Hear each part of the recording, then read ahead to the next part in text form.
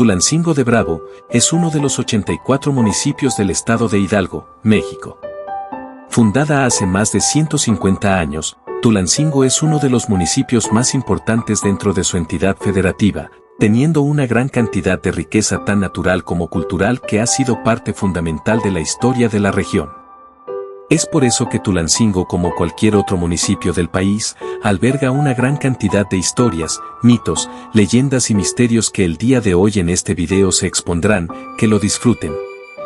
Nosotros somos la Catacumba Prohibida y esto es el iceberg de Tulancingo de Bravo. Advertencia. Los mitos, leyendas, teorías y rumores expuestas en el siguiente iceberg debe tomarse solamente como eso, leyendas, quedando a criterio personal de cada uno si tomarlo como verdaderos o no. Además, el resto de los hechos históricos presentados en el video tienen el único propósito de entretener a la audiencia. Queda a discreción del espectador. Nivel 1. Origen de Tulancingo. Ubicado en el valle del mismo nombre, Tulancingo se originó con los primeros asentamientos humanos, en el año 5000 a.C. cuando llegaron los otomís, siendo hasta el 625 después de Cristo. Durante el posclásico en la se asentaría la cultura más importante de la región, los toltecas. Con la llegada de los españoles, Tulancingo sufrió grandes cambios, en donde se convirtió en una villa importante productora agrícola, minera y textil, y un lugar de paso entre el puerto de Veracruz y la Ciudad de México. Pero no sería hasta el 17 de abril de 1868 que oficialmente se consolida con el rango de ciudad por el gobernador mexiquense, Cayetano Gómez Pérez. San Juan Bautista Tulancingo. No muchos saben que Tulancingo pudo quedarse con ese nombre hasta la actualidad. Primeramente, Tulancingo proviene del náhuatl Toyancingo, que significa detrás los tules o el fin de los tules. Otros autores dicen que viene de Toyancingo, que significa el pequeño Toyan, relacionando con el sacerdote Seacatitopiltzin Quetzalcóatl, supuesta reencarnación del dios Quetzalcóatl. Posterior a la conquista, fue conocida por un tiempo como retiro de antiguos conquistadores hasta la llegada de los franciscanos a evangelizar la zona, donde construyeron la parroquia de San Juan Bautista, convirtiéndose en el patrono de este lugar, por lo que durante 300 años se llamó San Juan Bautista Tulancingo durante toda la Nueva España. Al alcanzar la independencia, se le cambió el nombre por Villa de Tulancingo de Santa Ana, durando poco con ese nombre, oficializando su nombre actual Tulancingo de Bravo al momento de ganar el rango de ciudad como mencionaba en el punto anterior, agregándole de Bravo por Nicolás Bravo por su paso por el municipio durante su rebelión. Así que sí, estuvimos cerca de quedarnos con el anterior nombre por mucho tiempo más. Origen del guajolote. Antes de decir su origen, debo de explicar qué es un guajolote para la mayoría que son de otras partes de México. El guajolote es un platillo típico de este municipio que recibe el mismo nombre que el del animal, conocido también como pavo. Compuesto por su base de pan, que es una telera como en cualquier otra torta, una cama de frijoles refritos en la parte de abajo y dos enchiladas en medio, es decir, dos tortillas extendidas con salsa verde, que es la más común, queso, cebolla y lechuga, existiendo variedades con pollo, salchicha, queso Oaxaca, huevo, pierna, entre muchas otras. Dicho lo anterior, puedo continuar con su origen, que tiene diferentes versiones, pero la más aceptada y popular es esta. Un 24 de diciembre de 1900, un grupo de ingenieros provenientes de la capital se encontraban trabajando en la red pública de electricidad. Llegada la noche, los ingenieros, al estar muy lejos de sus hogares, fueron en búsqueda de algo que comer. En ese momento, siendo bastante tarde, solo se encontraron con un puesto de antojitos mexicanos en la cual atendía la señora Rosal Alvarado Valladares. Viendo que ya era muy tarde y que casi no le quedaban ingredientes, decidió preparar algo con lo último que tenía. Sin saberlo, había creado un platillo que se convertiría en un éxito. Los ingenieros al probarlo quedaron encantados al instante. Al agradecerle la comida a la señora Rosal, los ingenieros comentaron que fue como su guajolote de Navidad, bautizando a este nuevo platillo. En la actualidad, el lugar donde nació el guajolote sigue existiendo con el nombre del Portón de Rosita, ubicado en el 413 de la calle Libertad, el centro de Tulancingo. Si tienen la oportunidad de probarlos, háganlo, no se van a arrepentir. Famosos de Tulancingo. Tulancingo ha sido el lugar de nacimiento de varias figuras reconocidas en diferentes ámbitos. El más popular de todo a El Santo o el Enmascarado de Plata, luchador y actor del cine mexicano. Hablaremos más de este personaje en el siguiente nivel del iceberg. También se encuentra, el caricaturista Gabriel Vargas Bernal, creador de la historieta de la familia Burrón, donde retrataba una crítica humorística a la sociedad mexicana, publicándose 1616 números de esta historieta en 60 años interrumpidamente. La colección completa se encuentra actualmente exhibida en Museo de Florencia, Italia. En figuras ochenteras está el compositor y actor Francisco Arturo Barrios Martínez, conocido como el más tuerzo miembro de la banda de rock mexicano Botellita de Jerez. Con canciones como Ármala de Tos, El Guacaró de la Malinche o Abuelita de Batman. Para no extendernos más en este tema, aquí están otras figuras provenientes de Tulancingo: Ricardo Garibay, escritor y periodista; José Luis Ortega Castro y Raúl Ortega Castro, cantautores, compositores y miembros del dúo musical Río Roma; Rosa María Vázquez Bustamante, actriz mexicana; Manuel Fernando Soto Pastrana, político mexicano. Tulancingo, capital de Hidalgo. Sí, aunque suene sorprendente, Tulancingo pudo haber sido la capital del estado de Hidalgo, entonces ¿por qué no lo fue? Aquí la explicación del hecho. En 1969 se proclama la elección del estado de Hidalgo, entonces formaba parte del Estado de México. Llegada la elección de capital del nuevo estado, Tulancingo era uno de los candidatos más ideales en ese momento por su importancia económica y cultural. Pero siendo negada por el principal motivo, la posición conservadora. Tulancingo había presentado en el pasado estar alineado con las ideas conservadoras, teniendo un poder eclesiástico muy concentrado, observándose en la catedral que hoy en día sigue de pie. Además de que el obispo y el resto del clero de Tulancingo le habrían brindado su apoyo en su momento al emperador Maximiliano de Habsburgo, principal enemigo del presidente que se encontraba en el poder, Benito Juárez. Al tener Tulancingo ideas muy contrarias al liberalismo de Juárez, la vista cambió hacia la otra gran candidata, Pachuca, quedándose con la actual capital del estado. Nivel 2. El Santo. Rodolfo Guzmán Huerta, conocido como El Santo, nació en Tulancingo, Hidalgo, el 23 de septiembre de 1917, fue un luchador profesional y actor mexicano. También apodado como el Enmascarado de Plata, es uno de los luchadores más famosos de México y el mundo, además de ser uno de los íconos en la cultura mexicana del siglo XX. En la ciudad de Tulancingo hay un museo y una estatua en su honor donde se exhiben varias pinturas y arte referente a él, pero lo que nos compete en este punto es que hay una curiosa y perturbadora leyenda que dice que si se llegaba a quitar su máscara iba a morir de circunstancias extrañas. En 1984, se presentó en el programa Contrapunto de Jacobo Zabludovsky, donde el presentador logró despojar de su máscara a Santo, aunque solo mostró una pequeña parte de su rostro. Solo 10 días después, el 5 de febrero de 1984 murió de un infarto agudo de miocardio, lo cual hace más clara la leyenda. La Guadalupe. La colonia Guadalupe Victoria, coloquialmente llamada en Tulancingo como La Guadalupe, es la colonia más peligrosa del municipio.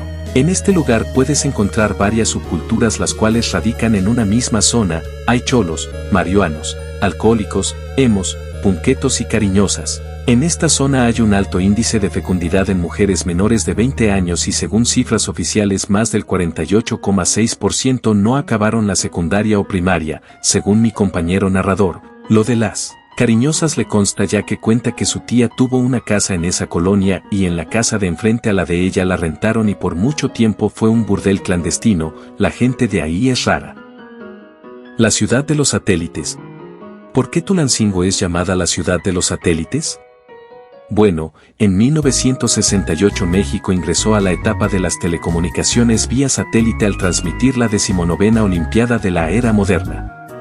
Un año antes nuestro país se convirtió en miembro de la Organización Internacional de Satélites de Telecomunicaciones, Intelsat, creada en agosto de 1964 con el propósito de apoyar a sus países miembros en la emisión de señales de radio y televisión de un lugar a otro en el mundo mediante el empleo de satélites de comunicaciones. La Plaza del Vestido.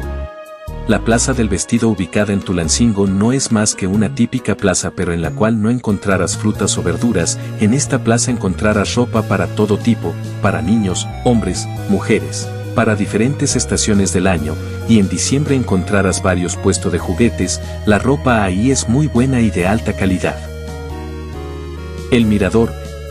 El mirador de Tulancingo es muy conocido porque hay un edificio en completo abandono, ya que antes de estar abandonado fue un gimnasio y luego un restaurante, pero como no tuvo mucho éxito, lo dejaron en abandono y actualmente mucha gente sin hogar se queda ahí a dormir. Nivel 3. Casa de los Emperadores. Ubicada en la esquina de las calles Primera de Mayo y Cuauhtémoc, la Casa de los Emperadores es una construcción del siglo XIX propiedad en ese momento, del señor Agustín Paredes, que del 3 al 20 de abril de 1823 se hospedaría en el recinto al emperador Agustín de Iturbide cuando se dirigía a su exilio, en donde sería vitoreado por la población de Tulancingo, mostrando su apoyo, a la hora destituido emperador. 42 años después, el 30 de agosto al 2 de septiembre de 1865 se repetiría una historia similar. En este caso, el emperador Maximiliano de Habsburgo se hospedaría ahí mismo durante su gira por las diferentes partes del país, inclusive quedándose a dormir en el mismo cuarto en la que alguna vez estuvo Iturbide. Mostrando una hospitalidad y apoyo total otra vez por parte de los pobladores hacia el emperador. Más motivos para no darnos la capital. Actualmente la casa sigue de pie, siendo un Italian Coffee y un Liverpool Express. Ciudades hermanas. Después de la Segunda Guerra Mundial, se creó un proyecto para fomentar el contacto humano y las relaciones culturales, por lo que se emparejan dos ciudades de distintas zonas geográficas y políticas, siendo esto el hermanamiento de ciudades Tulancingo, perteneciendo a este programa desde el 13 de marzo de 1984 con la ciudad de Pleasanton, California en Estados Unidos, gracias a Robert Bobateneur. Recibiendo Tulancingo desde entonces donaciones de Pleasanton, como ambulancias, libros, equipo médico, computadoras, etc. Colocándose en el jardín de la floresta en Tulancingo, un corazón rojo con el nombre de ambas ciudades y una estatua de Robert Bobateneur. Mientras tanto, en Pleasanton se encuentra un señalamiento de dónde se encuentra Tulancingo con la cantidad de millas de distancia. Hacienda de Exquitlán. La ahora ex hacienda de Exquitlán, fue una hacienda fundada en 1815 y adquirida después por don Pánfilo García Otamendi, un cruel hacendado que explotaba a sus trabajadores. Se cuenta que su única hija se había enamorado de uno de los peones, al confesarle sus intenciones de contraer matrimonio con uno de sus trabajadores. Don Pánfilo mandó a torturarlo hasta la muerte y dio el cuerpo de comer a los puercos. Muchos misterios rodean a este lugar y al señor que alguna vez fue su dueño, desde que hizo un trato con el diablo, que el lugar está maldito, un tesoro escondido, la presencia de túneles secretos e inclusive que la hacienda fue obra del ingeniero Alexandre Gustave Eiffel, el mismo que diseñó la Torre Eiffel. Actualmente, la ex hacienda de estilo gótico se puede llegar a visitar y realizar eventos dentro de ella. Albergando también a la fábrica de sidra, La Pomar, nombre que ahora también recibe ese lugar. Todo este tema es muy extenso, si quieren que lo trate con más profundidad en otro video. Deja tu like y apoyo en los comentarios, y pronto estará en el canal. Capilla La Expiración. Es una capilla construida por la Orden Franciscana en el año 1527 para extender el catolicismo en la Nueva España, siendo considerada la capilla más antigua de la región e incluso del país. Conservando en muy buen estado las instalaciones considerando los siglos que han pasado, manteniendo el Cristo original de madera en su interior y la campana original en su costado derecho. Este sitio ha sido de importancia tanto religiosa como histórica, siendo resguardado por el Instituto Nacional de Antropología e Historia, INAH. Sin embargo, esta capilla podría ocultar otro misterio que se analizará en niveles más abajo del iceberg. Actualmente, la capilla solo abre sus puertas a los visitantes los domingos. Ubicándose en la calle Miguel Lerdo de Tejada en la colonia Zapotlán de Allende cerca del Panteón Municipal. El Templo de la Tercer Orden y el Cuartel Militar. La Iglesia del Tercer Orden de San Francisco, o mejor conocida como el Templo de la Tercer Orden, fue una iglesia aledaña a la Catedral de Tulancingo, abierta el 1 de enero de 1576, en la cual se instaló la Santa Inquisición durante el virreinato de la Nueva España. Posteriormente, se transformó en un seminario y en un convento. A finales del año 1893, se comenzaría a construir un cuartel militar, en donde hoy se ubica la primaria Miguel Hidalgo. Se cuenta que los soldados llegaron a golpear, torturar e incluso a matar a las monjas, colocándoles cadenas o colgándolas de los árboles, y en el caso de la muerte de un soldado, eran las monjas obligadas a cavar la tumba con sus propias manos. Entre otros relatos de este lugar cuentan que algunas monjas llegaron a estar embarazadas y que terminaban enterrando a sus hijos en las inmediaciones del lugar. Corriéndose el rumor del hallazgo de algunos cadáveres de bebé al momento de la construcción de la Plaza Roma, una plaza ubicada enfrente de lo que alguna vez fue el cuartel y el convento. Algunos testimonios de los trabajadores del área de intendencia de la actual primaria, afirman que al caer la noche se ha llegado a escuchar pisadas, algunos soldados rondando dentro de las aulas, e inclusive un grupo pequeño de soldados marchando. Nivel 4. María de los Ángeles. La historia de María de los Ángeles se desarrolla en el siglo XIX, en una bonita casa de la calle 1 de Mayo, pues su habitación tenía un balcón, que hasta la fecha sigue ahí pues la casa sigue en pie. María estaba muy enamorada de un joven militar llamado José Guadalupe. Sin embargo, debido a su posición social y económica, los padres de la bella joven no aceptaban la relación entre ambos, por lo que comenzaron un noviazgo en secreto. Era la nana de María quien ayudaba a los jóvenes enamorados, pues contrabandeaba las cartas de amor de la pareja, y actualmente se dice que la familia de María de los Ángeles conserva las cartas. La bella joven estaba esperanzada de que José mejorara su posición, pues así sus padres no tendrían queja alguna de su matrimonio, y consciente de esta situación, José aceptó trasladarse a la Ciudad de México, pues su superior le ofrecía un rango mayor al que ocupaba. Sin dudarlo aceptó irse, no sin antes comunicarle las buenas nuevas a su novia, por lo que le escribió un recado a María donde le pedía que esa misma noche abriera el balcón de su cuarto para que él entrara, pues era necesario que hablaran. Ella, muy emocionada y nerviosa, esperó hasta medianoche despierta para poder ver a su amado José, que ya la esperaba, y trepó al balcón en cuanto ella lo abrió. Una vez dentro, José le habló a María de su ascenso y ambos con mucha alegría comenzaron a planear su boda bajo la promesa de que él volvería por ella. Antes de irse, José le dijo a María que cuando regresara por ella, le hablaría desde la calle y ella tendría que abrir el balcón. Además le hizo jurar que lo esperaría, a lo que María respondió que siempre lo iba a esperar. Como su noviazgo era secreto, nadie le dio aviso a María de la tragedia, por lo que ella, fiel a su amor y juramento, todas las noches esperaba al pie de su balcón el regreso de José. Con el paso del tiempo y sin ninguna noticia, María de los Ángeles iba perdiendo los ánimos y comenzó a enfermar, pues ya no comía ni dormía porque temía no escuchar cuando su amado la llamara.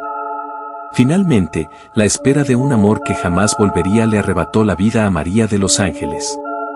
Años después de la muerte nació la leyenda de la mujer del balcón, en la que se dice que si un hombre se para debajo del balcón de María y susurra su nombre completo, el fantasma de la joven abrirá el balcón para recibir a su amado José Guadalupe.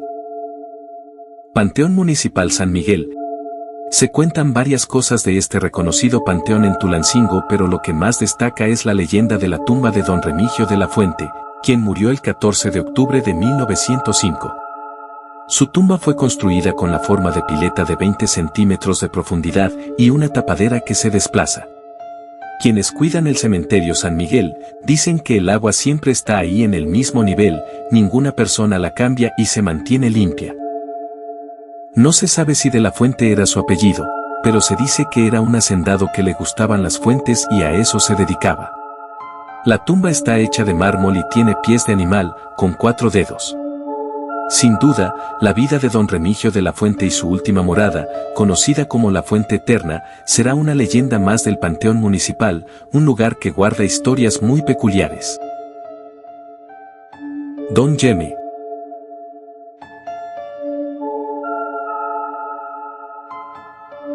Don Yeme, o también conocido como Don Yeme, es un hombre en situación de calle y su historia es muy desconocida. La que se cuenta es que él era un estudiante de derecho muy inteligente, pero que en el movimiento estudiantil de 1968 varios militares aquí en Tulancingo levantaron a muchos estudiantes y los llevaron a una bodega que está situada en la parte de atrás del bodega Aurrera, que está por el famoso Caballito. Ahí se dice que golpearon y dejaron tan mal a don Jaime que lo dejaron mal de la cabeza. Qué triste final para alguien tan inteligente.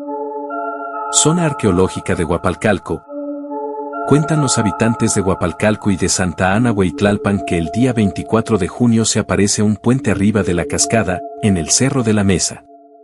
Dicen que a los hombres que pasan por ahí a la medianoche se les aparece una mujer muy hermosa, quien angustiada les pide ayuda para poder cruzar ese puente. Los caballeros, hipnotizados por la belleza de la mujer, acceden, sin oír bien sus instrucciones, que son muy importantes.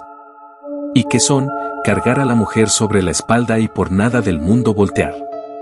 Más de uno se quedó solo con la primera frase, cargarla sobre la espalda, y encima hay una recompensa. Si logran hacerlo al final del puente hay una recompensa, riquezas para el hombre, pero sobre todo la más importante, el renacimiento de la ciudad de Huapalcalco, que de llevarse a cabo la hazaña resurgiría hundiendo a lo que actualmente está de pie.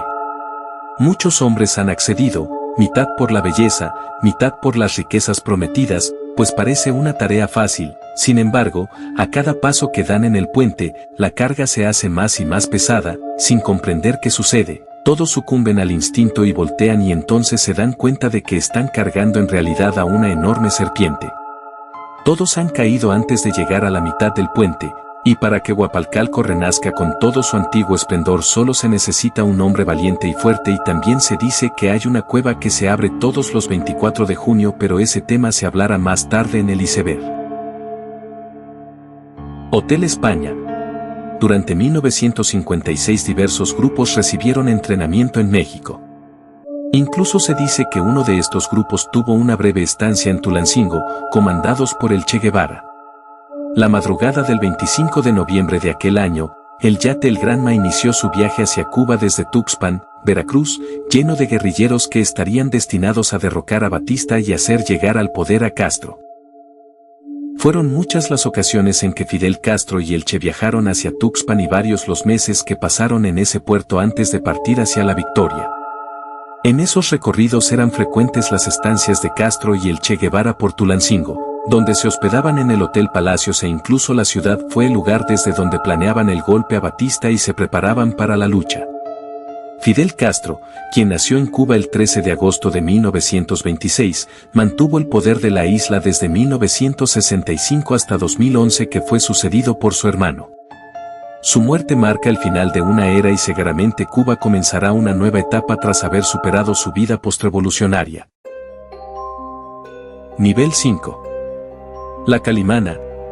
La conocíamos como la Calimana, se llamaba Reina. Dicen que vino a Tulancingo de algún lugar desconocido. Vivía casi siempre en 1 de Mayo esquina con 21 de marzo y otras veces en la calle de Hidalgo frente a la mueblería Modelo. La leyenda dice que llegó de algún lado con un atuendo lujoso que fue perdiendo brillo con los años. Vivía de recibir limosna, mas no pedía.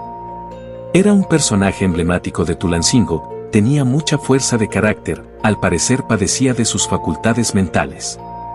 Varios tulancinguenses la recuerdan como una señora, siempre envuelta en rebozos y telas por todo el cuerpo, juntando leña, papeles, cartones, y los llevaba a un rincón sin techo donde dormía.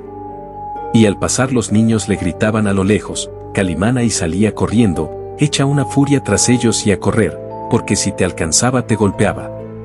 Hay gente que la recuerda caminando con el sacerdote Julio Torri por las calles del centro de Tulancingo.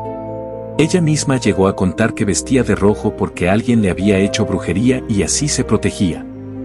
Quizá gracias a esa peculiar tela en su cabeza, le pusieron el sobrenombre de la Calimana, ya que en esos años había una historieta que salía en una revista, llamado Caliman el hombre increíble. Otra particularidad de su persona era su inseparable cigarro y su palo para defenderse. En ocasiones, la policía municipal intentó desalojarla, pero nunca pudo. También por eso le apodaron la Calimana, precisamente por su manera de defenderse. Pero, como sucede siempre en las leyendas, la verdad va mezclándose con la ficción. En Tulancingo la recordamos a través de la historia oral. También hay un bar, un grupo musical en los años 90, canciones, dibujos, cuentos que llevan su nombre. Inundación de 1999.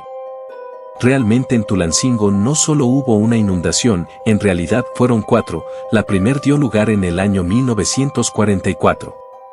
Se sabe que fue en ese año porque existen un par de fotos en donde se aprecia un tramo de la hoy calle de Juárez, en lo que actualmente sería el restaurante Colonial. En la imagen se aprecia una ambulancia de la Cruz Roja cubierta parcialmente de agua, con una anotación al calce que enuncia, inundación de Tulancingo, o septiembre de 1944. De ahí, se registraron fuertes lluvias en la década de los años 50, en 1952 y 1954, además de 1955, punto en que transcurrió la segunda gran inundación.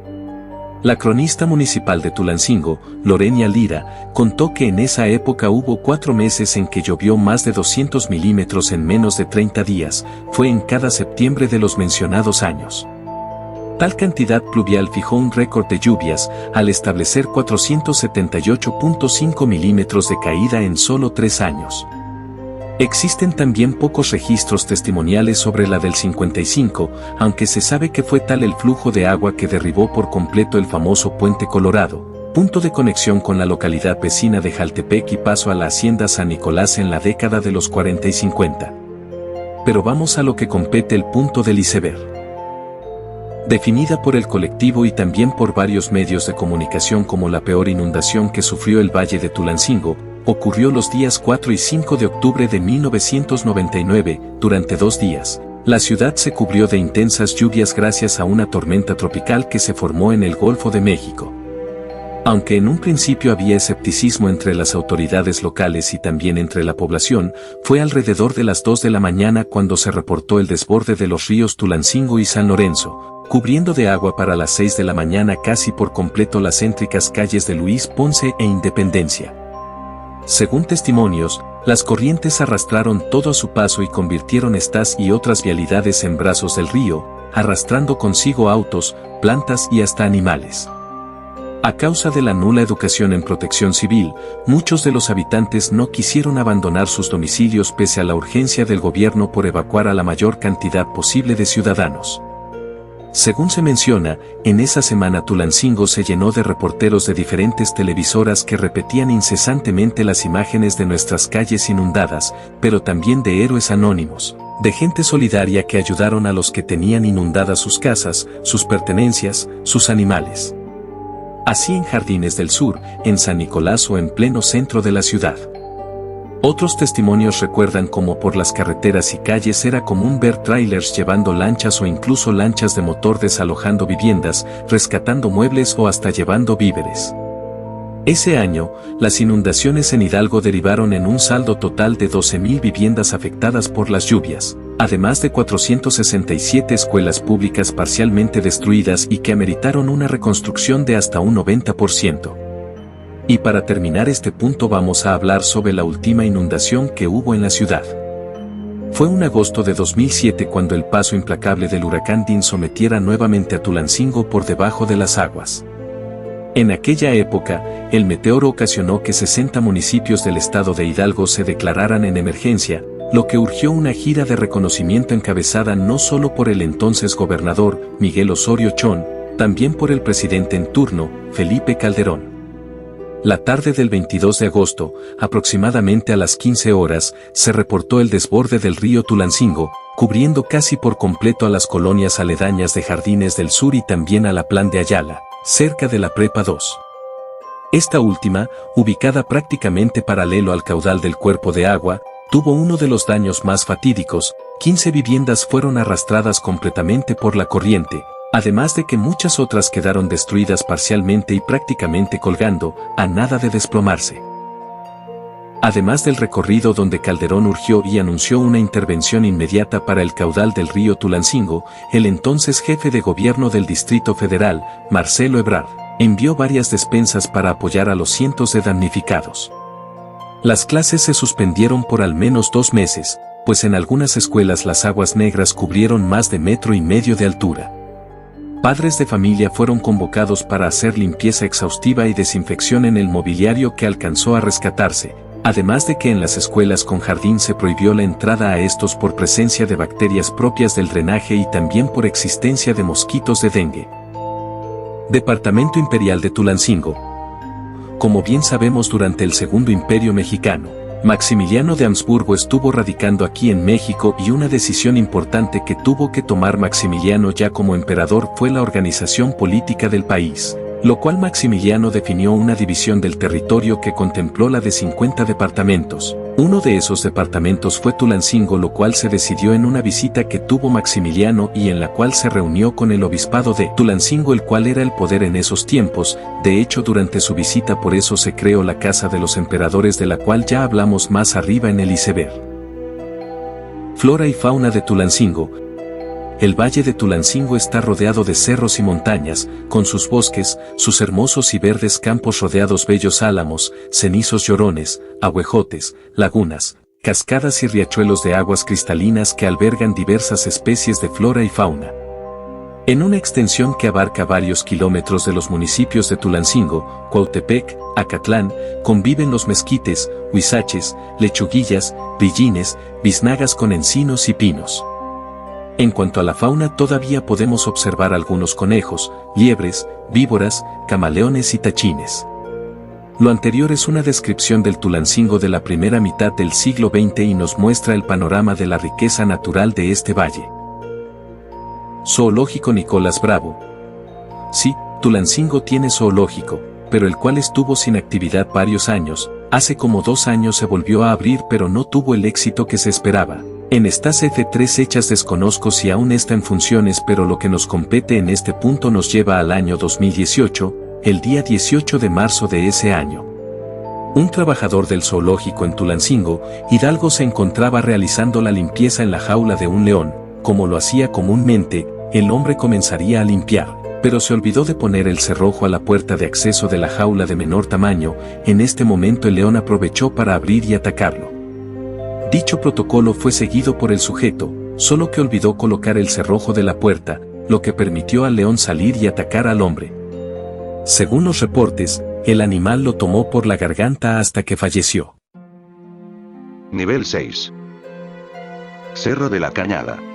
Es un cerro ubicado en la colonia del mismo nombre. Este cerro tiene la particularidad de albergar 2 cuevas de pequeño tamaño en donde muchos de los que han tenido la energía y el valor de subir se han encontrado con restos de comida, botellas y materiales de algún tipo de brujería. Les recomendaría no ir, eso le suma más peligro de lo que ya es la colonia. Volcanes. El valle de Tulancingo es producto del movimiento tectónico y la actividad volcánica de la región hace 3 millones de años.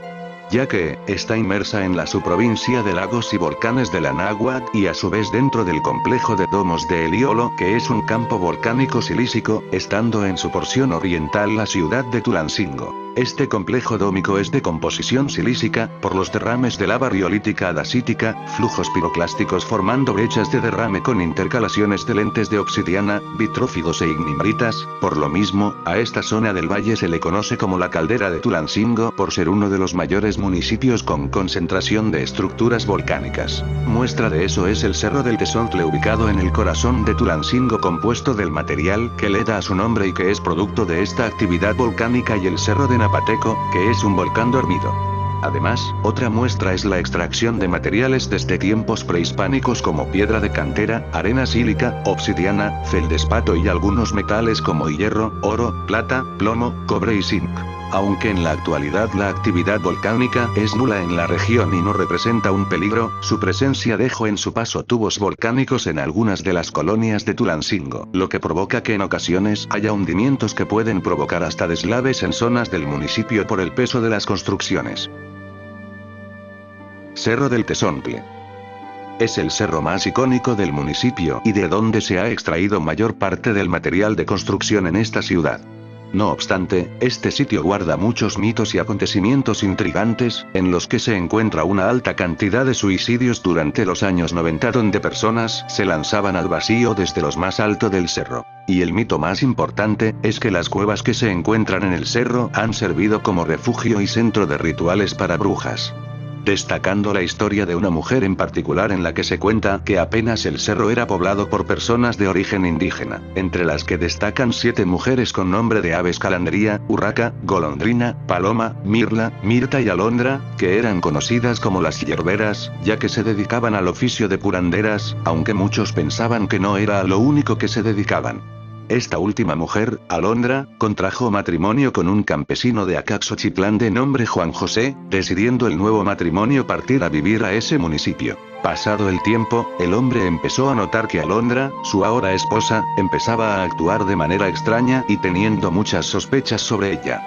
Así que un día le permitió regresar a Tulancingo a visitar a su familia, sin embargo, desde la distancia se mantuvo vigilando a su esposa. Al llegar a Tulancingo, el hombre notó que su mujer no había ido a la casa de su familia, sino que se fue directo al Cerro del Tezontle a una de las cuevas. Al seguirla confirmó sus sospechas, su esposa era una bruja y se encontraba en un aquelarre con otras brujas, en donde ellas cantaban y rezaban en una lengua desconocida. El esposo de Alondra solo vio salir de las cuevas varias luces rojas que se dispersaron rumbo a la ciudad. Fue entonces, aún con un miedo que lo invadía, que Juan José se dispuso a quemar los objetos que dejaron en las cuevas las brujas con la esperanza de que eso acabaría con ellas. Juan José regresó a Caxochitlán y que cuando se emborrachaba contaba lo sucedido a las personas. Todo mundo lo tomó de loco y pensaban que Alondra lo había abandonado por otro hombre, ya que nunca se volvió a saber de ella. Lo último que se sabe de las demás mujeres es que murieron de viejas, no sin antes haber enseñado su oficio de hierberas a otras mujeres que hasta el día de hoy siguen rindiendo culto al gran chivo en esas cuevas. Esta es una de varias leyendas que giran alrededor de este cerro tan importante de Tulancingo. En los siguientes niveles veremos otras relacionadas a este lugar. La sombra azul. Hace poco más de un siglo, en una de las esquinas de la calle de la Alegría y calle Honda, hoy Zaragoza y Luis Ponce respectivamente. En dicha esquina vivían tres hermanas huérfanas que heredado una gran fortuna: Josefina, Margarita y Soledad. Soledad era la menor de las hermanas, siendo cuidada con mucho empeño por parte de estas. Un día un joven doctor de nombre Gabriel se enamoró de Soledad, yendo a hablar con Josefina y Margarita para explicarle sus intenciones de casarse con ella. Las hermanas no estuvieron de acuerdo con él, pensando que solo lo hacía con el motivo de sacar provecho de ella. Soledad detrás de la puerta se enteró de todo y quedó fascinada con él, saliendo a escondida de sus hermanas. Hasta que un día Gabriel tuvo que partir rumbo a Ciudad de México para ver a su padre, que había enfermado de gravedad, despidiéndose de su amada prometiéndole regresar pronto. Lamentablemente el tren donde viajaba el joven doctor se descarriló, muriendo en el acto. Poco tiempo después de la trágica noticia que dejó a Soledad devastada, se percató de que estaba embarazada de Gabriel. Al contarles a sus hermanas, estas le gritaron, pegaron y la encerraron, considerándola una vergüenza para la familia. Posteriormente, al dar a luz, Soledad no resistió y falleció. Fue entonces que Josefina y Margarita ocultaron la verdadera razón de la muerte de su hermana, adjudicándole la razón a una extraña enfermedad, y ocultaron a su hijo. A los 2 años se dieron cuenta que el niño sufría de sus facultades mentales, debido a la falta de alimento y la crianza precaria. Le construyeron una casita al fondo de un corral y lo encerraron junto a una nodriza, pero por las condiciones en las que encontraba, falleció a la edad de 15 años. Las tías del niño decidieron enterrarlo en ese mismo lugar, ya que legalmente no existió, nunca fue registrado, ni bautizado. Las hermanas, al llegar a ancianas, donaron todo su dinero con la esperanza de que las perdonara Dios por sus actos. La casa original fue demolida y en su lugar otras fueron levantadas. Se dice que los habitantes de estos lugares han llegado a ver un niño vestido de azul, al que apodaron la sombra azul, la cual deambula por donde está enterrado su cuerpo. Cerro de Napateco. Es uno de los cerros más conocidos después del Cerro del Tezontle, ubicado en la localidad Napateco en la parte norte del municipio. Existiendo demasiado misticismo alrededor de este. En la parte superior del cerro se encuentra una cueva conocida como la Cueva del Chivo o la Cueva del Diablo, en donde se relata que dentro de esa cueva es habitada por el diablo y de que varios testimonios lo han visto, ya sea en su forma demoníaca, de serpiente o de un macho cabrío negro, dependiendo de quien lo cuente. Además, es un hecho que muchos creyentes del ocultismo van al interior de la cueva a realizar rituales, trabajos de brujería, rendir culto con altares o inclusive a vender su alma al diablo a cambio de un favor los 24 de junio, comúnmente del tipo económico. Sin embargo, también se cuenta historias de personas que murieron o que jamás se les volvieron a ver después de visitar ese lugar. Aunque actualmente se le relaciona a este lugar con prácticas satánicas, también es un lugar para depositar ofrendas al dios Tlaloc por la fertilidad agrícola, de parte de grupos indígenas. Vaya, este nivel sí que estuvo lleno de cerros y cuevas. ¿Te atreverías a visitar algunas de estas cuevas? Nivel 7. Advertencia. Los siguientes puntos son más leyendas que datos curiosos, solo disfruten los relatos. Los enamorados. Esta es una leyenda que se cuenta en Tulancingo y cuenta la historia que, hace muchos años, en un tiempo en el que Tulancingo apenas comenzaba a crecer como un pequeño pueblo, vivían dos jóvenes profundamente enamorados. Él era un humilde campesino llamado Tomás, conocido por su bondad y dedicación al trabajo, mientras que ella, María, era la hija única de una familia adinerada que poseía tierras y ganado. A pesar de la diferencia de clases sociales, los dos jóvenes se conocieron en una feria del pueblo y, desde el primer encuentro, sintieron una conexión especial. Pronto comenzaron a verse en secreto, ya que la familia de María jamás habría aprobado la relación con alguien de una posición tan humilde. El padre de María, al enterarse del romance, se opuso rotundamente. En su enojo, amenazó a Tomás y obligó a María a comprometerse con un hombre rico del pueblo, quien era frío y calculador pero considerado un buen partido. Desesperados por estar juntos, Tomás y María decidieron huir una noche bajo el manto de la luna. Tomaron un camino que atravesaba el río y los campos cercanos al pueblo. Sin embargo, el padre de María y varios hombres armados los siguieron.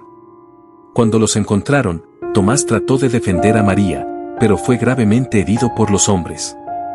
María, al ver lo ocurrido, corrió hacia el río y, tomada de la mano de Tomás, se arrojó al agua con él. Ambos murieron ahogados en las frías aguas del río.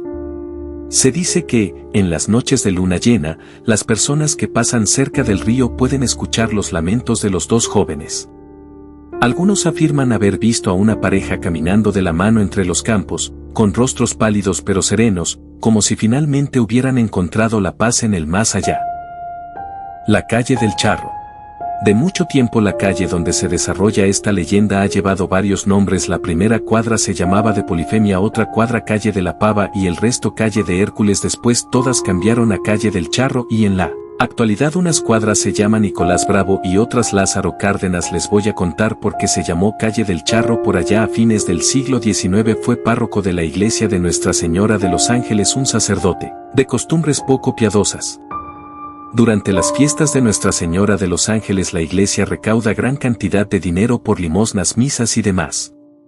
El caso es que este padrecito devoto y ordenado esperaba que pasaran las fiestas de su iglesia y llenaba unos cuantos costales de monedas, sobre todo de plata y una de otra de oro. Preparaba sus belis con 2 o 3 trajes de charro de muy buena hechura y se iba a la Ciudad de México. Decía que a llevar el diezmo sus superiores el pueblo lo despedía hasta con banda de música y todavía una que otra dama de alta sociedad le daba algo de dinero pensando en sus gastos personales para que no pasara penurias, y él desde luego lo aceptaba y lo agradecía con bendiciones. Y si el padrecito año con año pasaba casi por un mes a la ciudad de los palacios, donde nadie podría imaginarse a lo que verdaderamente iba, pero como dice el dicho, no hay nada oculto bajo el sol. Un día bueno para Tulancingo y malo para el padrecito. Un rico hacendado de aquí que también era charro y le gustaba frecuentar lugares donde había mariachi, se jugaban gallos y se apostaba en las cartas, encontró al susodicho enfrascado en acalorada discusión por una apuesta de gallos de varios miles de pesos. El hacendado no dijo nada, pero cuando regresó empezó a difundir. Se ofrecieron para ayudarlo con su equipaje y aprovecharlo para abrir el belis, y comprobaron que los costalitos de dinero venían vacíos y además traían no 3, sino 5 trajes de charro casi nuevos. El coraje y afrenta sufrida por el pueblo no tenía límites y una turba enardecida no hay quien la pare. Lo empezaron a injuriar, después de golpear también lo escupían y por último acordaron colgarlo de un árbol. En ese tiempo había un árbol bastante grande que estaba por la calle Bravo, donde ahora es una maderería y una escuela. El árbol mudo, testigo del suceso, todavía existe. Y sí, lo colgaron. Cuentan los que viven por ahí que a veces escuchan un clamor de muchas personas y la voz de un hombre que dice perdón, perdón. Duró ahí toda la noche. Al día siguiente unas almas caritativas lo descolgaron, lo velaron y lo sepultaron. El padre descansa quién sabe si en paz en el Panteón San Miguel, la loba del Cerro del Tezontle. Cuentan que hace muchos años, cuando todavía no estaba poblado el Cerro del Tezontle y solamente existían unas cuantas chozas en las faldas del mismo, también había algunas cuevas, donde vivían los menesterosos, los pobres más pobres. En una de estas humildes chocitas vivía una muchacha muy bonita, que se llamaba Blanca. Vivía sola porque era huérfana y no tenía hermanos, ni familiares. Se dedicaba a lavar y planchar ajeno. Uno de esos días iba un hacendado de nombre Joaquín, que pasaba por ahí en su caballo. Ya era un hombre mayor y casado, sin embargo, se encaprichó con ella y tanto insistió, hasta que la convenció, ya que ella se encontraba muy sola, le compró algunos muebles, arregló su casita, hasta dejó de lavar ajeno, porque él no quería que lo hiciera.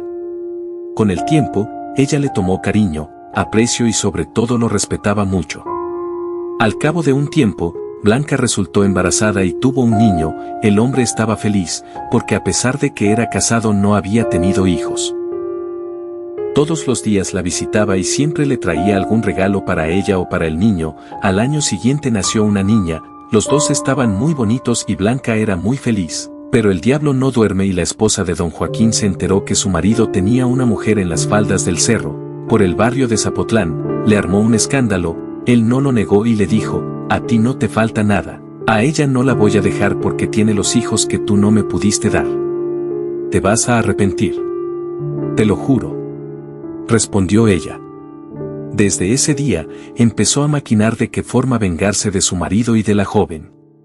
Le dijeron que había una hechicera en la cueva del Chivo y que era muy buena para hacer brujería. La esposa fue y le contó todo a la bruja. Esta le dio un polvo y le dijo que tenía que rociarlo sobre la comida de su rival para que hiciera efecto. Ante eso, la mujer se dedicó a espiar a Blanca para saber dónde compraba la comida y se enteró que por las noches a la joven le gustaba comprar enchiladas. Habló con la enchiladera y mediante una gran cantidad de dinero, logró que ésta le rociara el polvo como si fuera queso en las enchiladas de su rival. Esa noche la pobre mujer, sin saber lo que le esperaba, compró enchiladas y se las fue a comer a su casa, para no dejar a los niños solos. Al poco tiempo, Blanca se empezó a sentir muy mal, hasta que ya no fue dueña de sus actos. Su cuerpo sufrió una transformación, se llenó de pelo, las uñas le crecieron y los dientes también. Fue a donde estaban dormidos sus hijos, a quienes despedazó con sus garras. A los gruñidos de ella y el llanto de los niños acudieron los vecinos y la escena fue espeluznante. Con palos y piedras lograron que la loba se fuera, pero no pudieron salvar a los pequeños. Alguien le avisó a don Joaquín, quien llegó corriendo, nada más para ver los restos de sus hijos. El hombre casi se vuelve loco. Durante varios días él y algunos hombres fueron en busca de la loba, pero había muchas cuevas y adentro se comunicaban unas con otras y nunca la encontraron. La esposa arrepentida, confesó su pecado a un sacerdote y este en penitencia le dijo que tenía que recoger y alimentar a niños que no tuvieran madre. Así lo hizo. Quién sabe si Dios la habrá perdonado. Su marido la abandonó. Sin embargo, cuentan los vecinos de aquel barrio, que en las noches de luna llena, se escucha aullar a una loba. Las madres corren a atrancar las puertas y a vigilar las cunas, para que no vaya a venir por sus pequeños hijos. La loba del Cerro del Tezontle. El niño del Museo del Ferrocarril. No importa cuánto traten los vivos de olvidar una leyenda por el simple hecho de su origen cruel y trágico, a veces es la leyenda la que se niega a morir. Es el espíritu el que se aparece de vez en cuando ante ciertas personas para recordarles que simplemente hay realidades que escapan al ojo humano. Y eso mismo pasa con el niño que vive en el Museo del Ferrocarril en Tulancingo de Bravo. Hay visitantes que pese a desconocer la historia afirman que un niño, más por su baja estatura que por las propias facciones, se puede ver sentado entre los espacios del museo, caminando tanto fuera como dentro del edificio para minutos después desaparecer en la nada y sin dejar rastro alguno. Ante este suceso inusual la gente comienza a preguntar por el niño al que solo lo ven desaparecer y esfumarse en el inmueble o porque le quieren brindar una mano amiga en caso de que se haya perdido. A lo que la única respuesta que reciben es que es el espíritu que ahí permanece desde hace muchos años en calma. Muchos optan por asentir sorprendidos y no preguntar más, aunque en sus ojos se percibe la duda y recorren cautelosamente todo el espacio solo por si acaso. Mientras que otros optan por preguntar su historia, quieren conocer los motivos por los cuales esa alma ha decidido no cruzar al otro mundo. La respuesta que reciben es que justo cuando se edificó la estación, lo que ahora alberga todo el acervo del museo, había un niño o tal vez un hombre de baja estatura que quedó tan fascinado de los trenes que decidió pasar mucho tiempo ahí hasta que en una noche, no se sabe si se quedó dormido o estaba en las vías caminando cuando un tren se lo llevó hasta causarle la muerte. No obstante, esto no fue motivo suficiente para que el alma de esta persona no dejara de estar fascinada con las vías y la maquinaria. Por el contrario, Decidió permanecer y velar por este espacio que guarda no solo objetos de aquella época en la que el ferrocarril era el medio de transporte por excelencia, sino también preserva su arquitectura a pesar de los años. DV Cinemas. La leyenda es corta, se dice que el dueño del cine del Villar hizo un trato con el diablo, el cual era que el cine iba a tener la relevancia que se quería, pero que si el cine se llegaba a llenar por completo solo faltando un lugar que era el que tendría que ocupar el diablo, el cine con todo adentro se derrumbaría. Esta leyenda es un poco falsa, ya que hemos visto que con estrenos recientes el cine se ha llenado y no se ha caído. Sin embargo, dicen algunos que hay una silla escondida en una parte del cine para que nunca se sienten ahí. Nivel 8. Nahuales. Nahual, que proviene del náhuatl, nahuaye, que significa brujo o hechicero, se les conoce a las personas que tienen la capacidad de transformarse en animales por un periodo de tiempo a través de algún tipo de ritual. Es muy sabido que el reporte de la existencia de nahuales se da en todo el país y Tulancingo no es la excepción, siendo la mayoría de las historias en lugares rurales o de mucho tiempo de antigüedad. Muchos afirman haber visto uno o ser el conocido de uno, y que normalmente se transforman en la noche para espiar a la gente, robar los animales de las personas e inclusive niños recién nacidos sin bautizar, ya sea para comérselos o con fines de magia negra. Entre los animales que más resaltan entre las apariciones de nahuales son perros negros, cabras, burros, caballos, guajolotes y tecolotes. Este último es uno de los más comunes, ya que era uno de los animales que habitaban la región, y que muchos consideran que están relacionados con la magia y la oscuridad. De este animal veremos más en el siguiente punto del iceberg. El tecolote y el panadero. En la localidad de Santa María Asunción, al noreste del municipio, se cuenta que había una persona llamada Don Pancho, conocido por ser el curandero de la zona que atendía a todo el mundo por falta de doctores, además de ser supuestamente un nahual. Asimismo, en esa localidad se encuentra una panadería, que era atendida por el panadero Don Porfirio. Este hombre todas las noches al terminar su jornada laboral y al apagar el horno de leña, se topaba que un tecolote se dormía en el rescoldo del horno por el calor que aún emanaba de este. En una ocasión, Don Porfirio llegó a su casa muy borracho y de mal humor, por un conflicto que había ocurrido esa misma noche. Como no tenía con quién desahogarse, se encontró con el tecolote, así que desató su ira sobre de él, arrojándolo dentro del horno, cerrando la puerta del mismo y yéndose a dormir. A la mañana siguiente, el hijo del panadero fue a encender el horno y cuando lo abrió se topó con que adentro de este se encontraba Don Pancho, el famoso brujo. Al preguntarse qué hacía ahí adentro, Don Porfirio recordó de lo que había pasado la noche anterior, dándose cuenta que efectivamente Don Pancho era un nahual. Por lo que el hombre suplicó que no contaran a nadie lo ocurrido y a cambio de su silencio, les daría el secreto para que su pan fuera el mejor de la región. Se dice que mucho tiempo después de la muerte de Don Pancho, aún se llega a escuchar el sonido del tecolote cerca del horno. Como esta, hay muchas historias de nahuales que se han visto en Tulancingo. ¿Y tú conoces a alguien que supuestamente sea nahual? Pirámides enterradas. En México es bien sabido que existen pirámides que no han sido descubiertas por encontrarse enterradas, confundidas en muchas ocasiones con cerros. Y en Tulancingo hay dos mitos poco conocidos que he llegado a escuchar sobre este tema. El primero de ellos se trata de que, por la extensión del libramiento, se encuentran una o varios restos de templos prehispánicos enterrados, porque en ocasiones al excavar para construir se ha encontrado con piezas muy antiguas. Los rumores de por qué no hacen nada para intentar buscar algún indicio de construcciones prehispánicas, abarcan desde que los mismos dueños de los terrenos lo impiden para no perder sus tierras. La otra es que incluso es encubierto por el gobierno para no quitar turismo a centros como Tula o hasta Chichén Itzá, ya que podría tratarse de una gran cantidad de construcciones. El segundo mito se basa en el hecho de los españoles durante la conquista construyeron iglesias y capillas arriba de pirámides como un intento de evangelizar a las personas nativas de esta tierra y que abandonaran sus creencias. Por ende, algunos pocos han señalado que la capilla de la expiración sería uno de esos casos, únicamente fundamentándose en ese argumento. Sin lugar a duda, son teorías muy interesantes, pero, que quedan en meros rumores y mitos que poca gente comenta. Aunque nunca hay que descartar posibilidades. 24 de junio.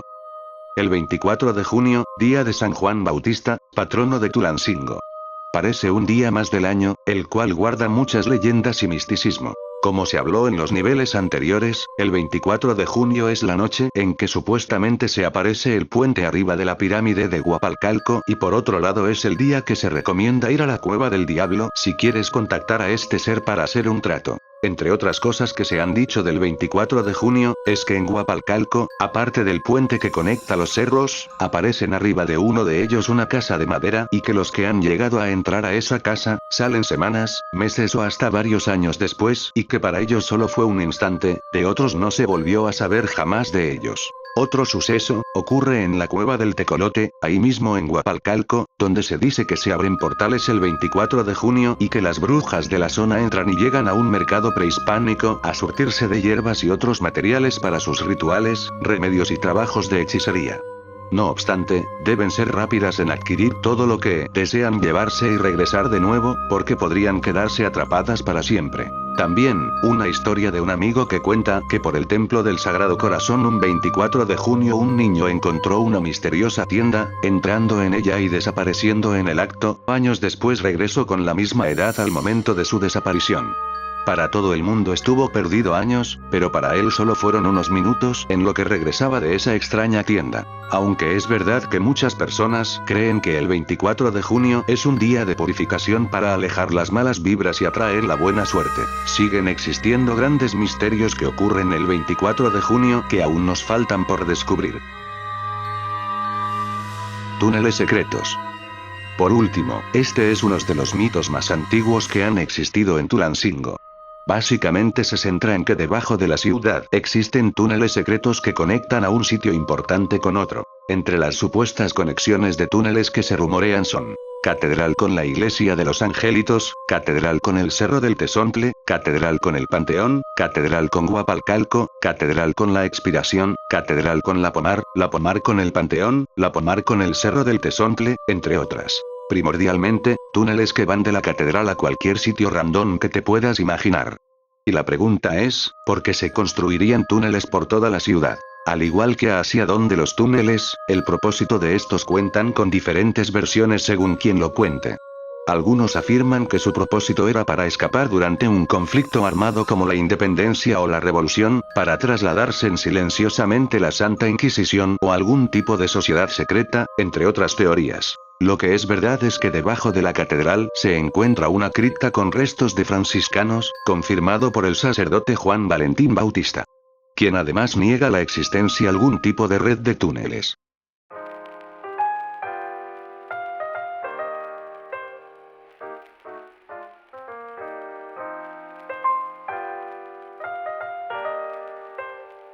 Pero dinos, ¿qué opinas? Déjanoslo saber en la caja de comentarios qué te pareció este video o si quieres que hablemos de otro tema en particular, los estaremos leyendo. Y deja tu like para que continuemos trabajando en este canal. Por lo mientras, nos despedimos. Nosotros somos la Catacumba Prohibida y nos vemos en la próxima.